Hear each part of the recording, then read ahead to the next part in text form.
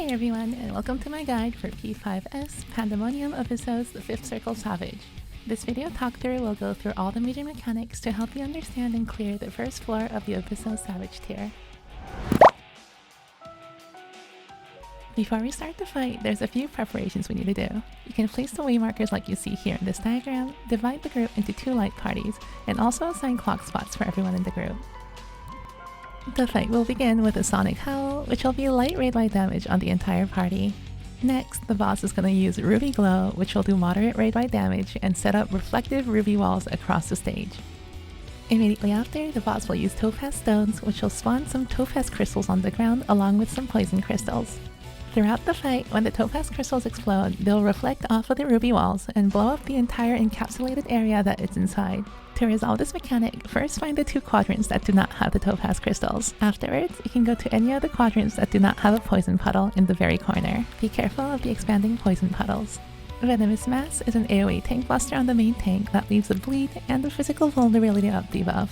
Immediately after every Venomous Mass will be a Toxic Crunch. This is again a tank buster that leaves a bleed, requiring players to tank swap. The boss will then spawn 4 puddles inside the room. You can see all the potential puddle spawn points in this image. For this first set of puddles, the boss will spawn 2 on the inside cardinal points and 2 on the outside inner cardinal points. To resolve this mechanic, we have the 4 melee players take the inner puddles and the 4 ranged players take the outer puddles. To find your puddle, tanks and healers can go to the first clockwise puddle starting from north, and similarly, DPS can take the first counterclockwise puddle starting from northwest. Each puddle will need at least 2 players inside of it when it expires, or it will spawn an ad that explodes for high damage and gives a party-wide damage down. Standing inside of a puddle will continuously damage the player, so don't move into it until the pool is about to expire. The next new mechanic will be a Ruby Glow followed by a double rush. The boss will face the corner and dash to it at the end of the cast bar. The boss will then rush to the far corner of the map, and the topazes will explode one half of the room. To resolve this mechanic, start by standing behind the boss and end up on the side of the map without the topazes. Depending on how the topazes spawn, sometimes you'll stay on the same side, and sometimes you'll have to run through. Getting hit by the dash will deal high damage and knock back players to the side. Make sure to mitigate and use knockback immunity. The next major mechanic is a Ruby Glow followed by a Topaz Cluster. The boss will drop Topaz Stones in this order.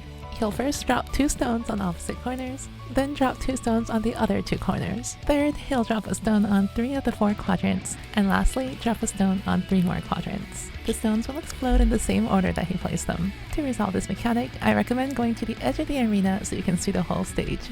We recommend using the numbered markers to call out the safe spots for the group. Here's a real-time example of us doing it in our group. Odds. Odds, even. 1, 3. Even. 1. 3. And one final thing, the final save spot will always be opposite of the 3rd save spot. The next mechanic will either be a Venom Squall or a Venom Surge. Venom Squall will be spread first, bait big puddles, and then stack with your healers. Venom Surge will be the opposite. Stack with your healers first, then bait your big puddles, and then spread into your clock spots. Make sure to mitigate. The boss will then do a tail to claw or a claw to tail. As the name suggests, he will strike either the front first and then the back, or the back first and then the front, depending on which one it is. Keep in mind that while the tail swipe is instant, the claw swipes have an extended hit duration. The next mechanic is Devour. The boss's satiety gauge will hit 0, and he'll forecast his jumping pattern on the arena. There are exactly 2 different jump patterns, a merry-go-round pattern and the zigzag pattern. In the merry-go-round pattern, the boss will jump clockwise 4 quadrants, then jump back counterclockwise 4 quadrants. To resolve this pattern, you want to first move into the quadrant that he starts at, and then run all the way back the way you came from to dodge his return trip. Here's an example with callouts on how we resolve this mechanic. It starts at 4. It is merry-go-round, so 3, 4, 3, 2. Do not get baited by the last hit. 4, 3, and then 2 after. 3 and 2. 2, and find your puddles now. 2. The other pattern is a zigzag pattern. The boss will jump 2 quadrants clockwise, back 4 quadrants counterclockwise, and then back 2 quadrants clockwise again.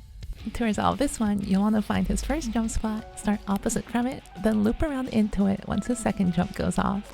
Once again, let's see this in real time with voice callouts in action. First crunch is on 4. It's Zig Zag, so it's going to be 2 to 4. Moving to the right, looking at the boss. Careful for the last one. It'll cleave half of 4.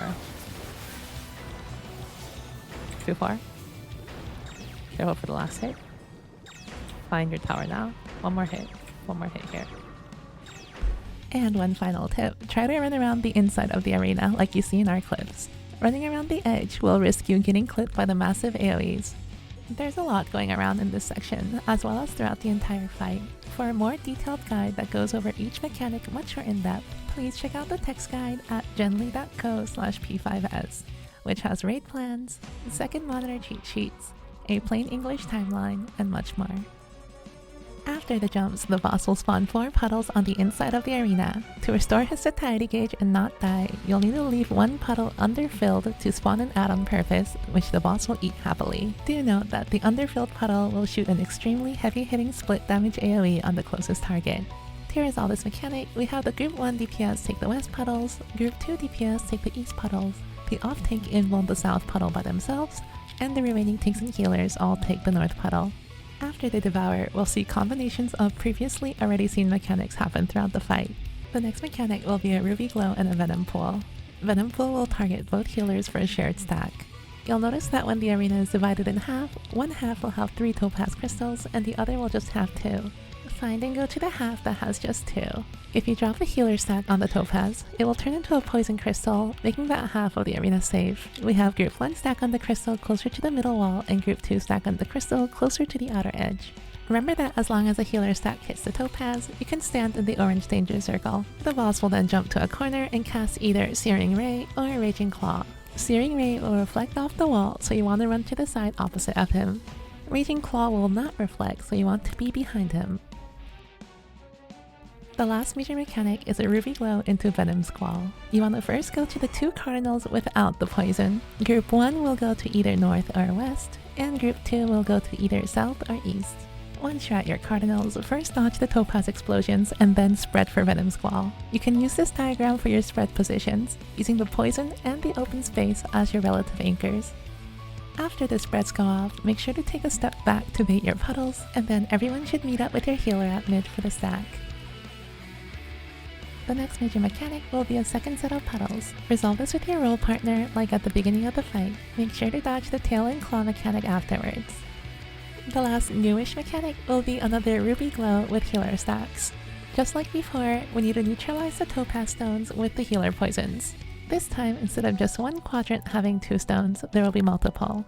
In order to pick which one to go to, look north, then pick the first clockwise quadrant with just 2 stones. Have group 1 once again take the close crystal and group 2 take the far one. If you made it this far, afterwards will just be a series of repeat mechanics. There will be another set of double rush dashes, a squall or a venom surge, more busters, and more raid wides. The only thing to watch out for is the sonic shatter at the end, which is 5 back-to-back raid wides that serve as the boss's soften rage before his harden rage. If you made it this far, you should have everything you need to defeat the Proto-Carbuncle. Again, for the full detailed version of this guide, make sure to check out the text guide, which is linked in the description below. The video guide leaves out some details like raid wide and buster timings, but you can find all of that and much more in the text guide. Thanks for watching, and I'll see you next time.